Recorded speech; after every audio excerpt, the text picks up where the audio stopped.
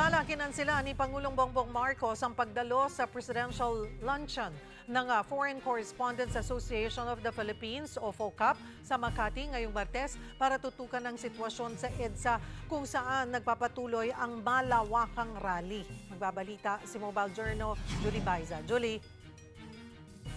Cheryl, sa ngayon wala pang inilalabas na assessment ang palasyo tungkol nga dito sa malawakang rally. Pero ang malinaw, binabantayan nga ni Pangulong Bongbong Marcos yung nangyayaring protesta. Una, minomonitor daw ng Pangulo yung mga kababayan natin na naantala yung pagpasok sa kanilang trabaho, maging yung mga naiipit siyaan sa traffic sa EDSA.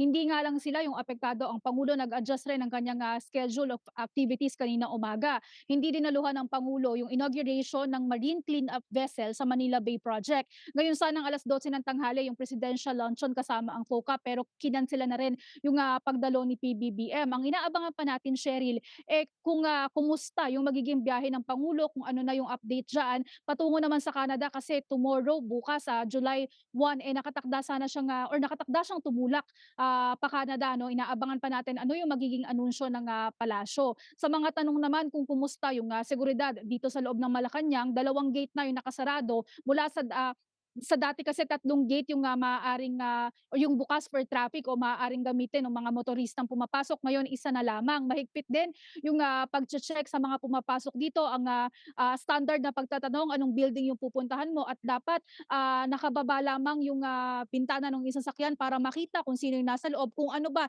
yung laman ng mga nasa loob. So mahigpit yung pagbabantay ng mga papasok dito sa Malacanang, Cheryl. Maraming salamat, Mobile Journal Julie Baiza.